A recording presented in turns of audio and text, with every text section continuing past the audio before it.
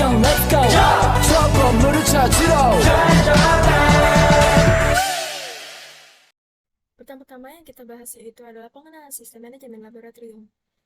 Pendahuluan, untuk mencapai suatu organisasi laboratorium, biasanya pemimpin laboratorium membutuhkan suatu strategi untuk proses manajemen untuk dijadikan sebagai patokan.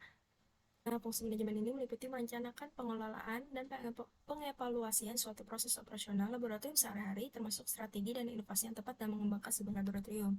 Manajemen laboratorium adalah prosedur sistematik untuk mengumpulkan, menyimpan, dan mempertahankan, mengolah, mengambil, dan memvalidasi data yang dibutuhkan oleh laboratorium tentang kegiatan pelayanan untuk pengambilan keputusan manajemen. Tujuan manajemen laboratorium adalah melaksanakan dan mengevaluasi strategi kerja laboratorium secara efektif dan efisien. Yang kedua, mengevaluasi kinerja, meninjau dan mengkaji ulang proses, serta melakukan berbagai penyesuaian dan koreksi jika terdapat penyimpangan di dalam pelaksanaan strategi kerja di laboratorium. Senantiasa memperbaharui strategi yang kita rumuskan agar sesuai dengan perkembangan lingkungan eksternal, senantiasa meninjau kembali kekuatan, kelemahan, peluang, dan ancaman peluang yang ada. Senantiasa melakukan inovasi untuk mengembangkan laboratorium. Nah, di bab kali ini kita akan membahas mengenai sistem manajemen mutu yang harus dipenuhi sebagai suatu persyaratan dalam memenuhi standar akreditasi yang dibutuhkan sebuah laboratorium. Yaitu topik pertama yaitu pengenalan manajemen laboratorium klinik.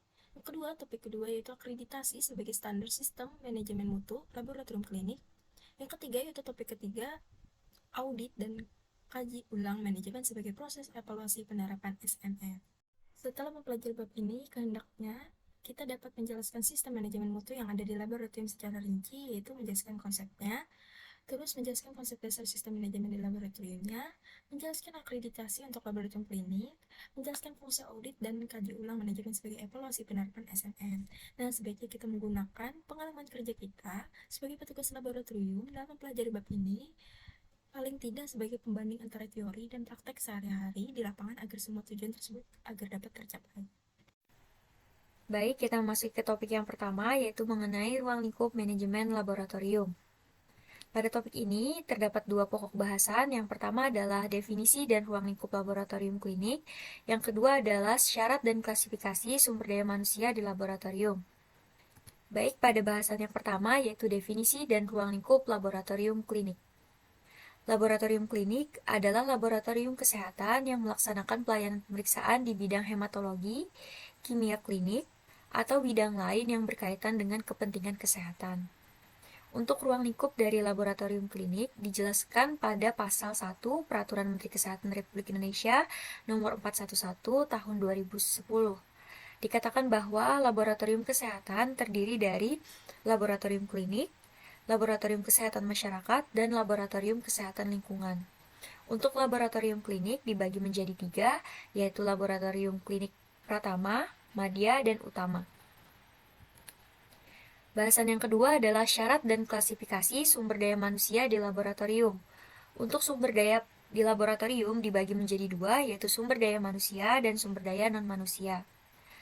Kualifikasi dan syarat SDM itu diatur pada Peraturan Menteri Kesehatan Republik Indonesia Nomor 028 Tahun 2011 tentang klinik adalah pasal 18 dan 19.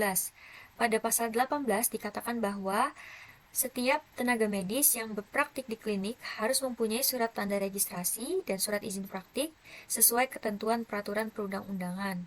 Yang kedua, setiap tenaga kesehatan lain yang bekerja di klinik harus mempunyai surat izin sebagai tanda registrasi atau surat tanda registrasi dan surat izin kerja atau surat izin praktik apoteker, sesuai ketentuan peraturan perundang-undangan. Topik kedua yaitu pengenalan manajemen laboratorium. 1. Manajemen laboratorium. Pengelolaan laboratorium adalah salah satu usaha dalam mengelola suatu laboratorium. 2. Manajemen operasional laboratorium. Untuk mengelola laboratorium yang baik harus dipahami perangkat apa saja yang dikelola dalam manajemen laboratorium klinik. 3. Rincian kegiatan masing-masing perangkat manajemen laboratorium. Tata ruang. Tata ruang yang baik mempunyai hasil dalam 3 rincian kegiatan masing-masing perangkat manajemen laboratorium. Selanjutnya ada alat yang berfungsi dan terkalibrasi. Pengenalan terhadap peralatan laboratorium merupakan kewajiban bagi setiap petugas lab, terutama mereka yang akan mengoperasikan peralatan tersebut.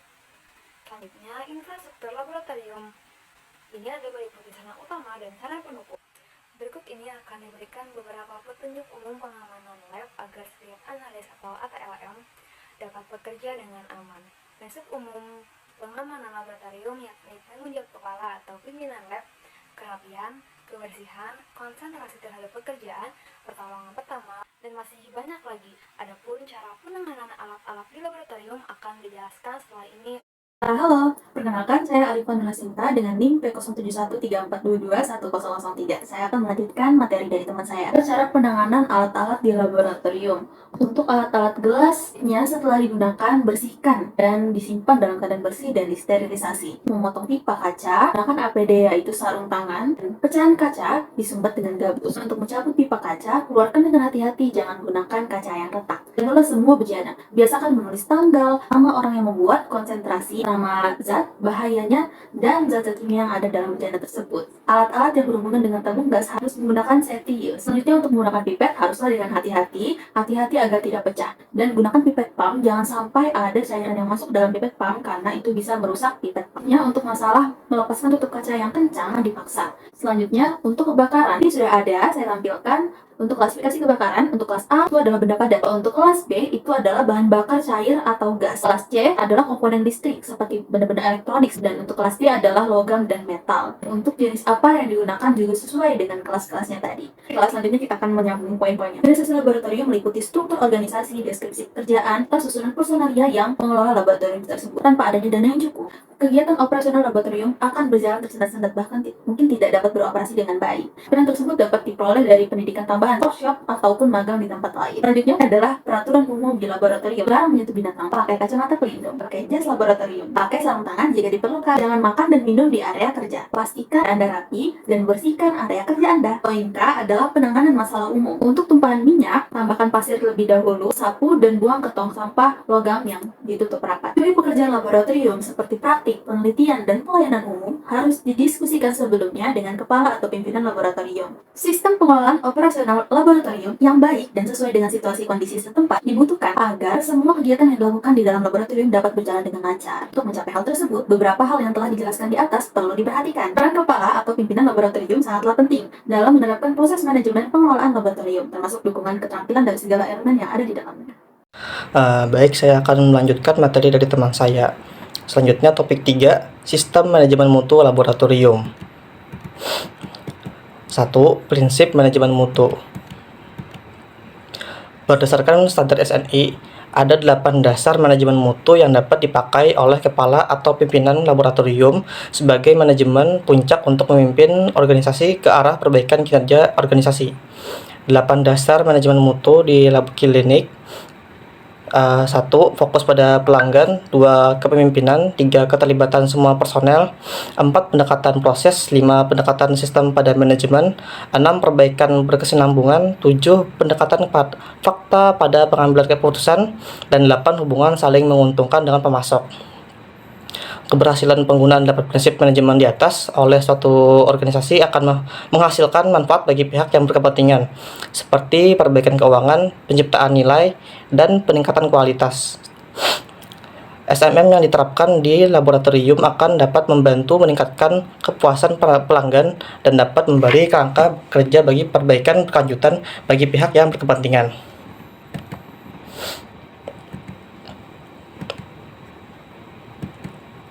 Yang kedua, sistem manajemen mutu dan proses. Kepala atau pimpinan laboratorium sebagai manajemen puncak hendaknya menetapkan organisasi yang berorientasi pada pelanggan dengan menetapkan sistem dan proses yang dapat dipahami dengan jelas, dikelola dan diperbaiki baik efektivitas maupun efisiensinya.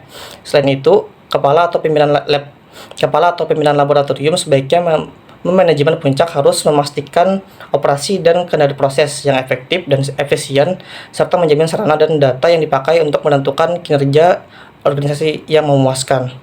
Konsep mutu laboratorium.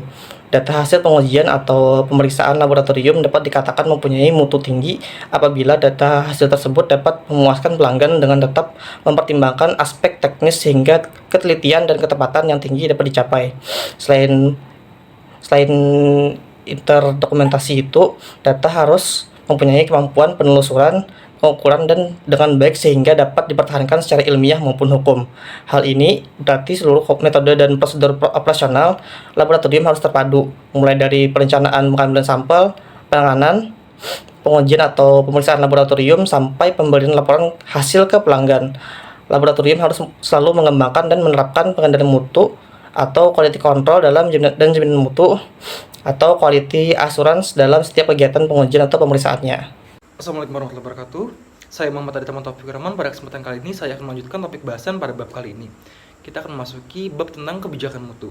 Kebijakan mutu merupakan suatu usaha untuk mempertahankan konsistensi mutu hasil data pengajuan yang memiliki sifat valid dan absah setelah dilakukan pemeriksaan.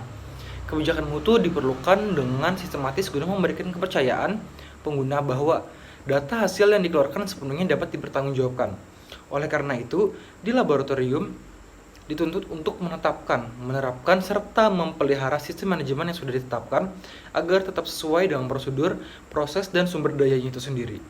Kebijakan dan sasaran sistem manajemen laboratorium biasanya didokumentasikan dalam suatu pengaduan mutu. Panduan mutu di sini menjadi kunci terpenting dalam dokumentasi sistem manajemen yang baik, dikarenakan menerangkan secara jelas tentang komitmen laboratorium terhadap mutu dan jalan memberikan pandangan ke depan. Kebijakan mutu dan sasaran mutu, sistem-sistemnya, prosedur, serta instruksi kerja yang menjamin mutu data hasil pengajuan atau pemeriksaan laboratorium dapat dipercaya.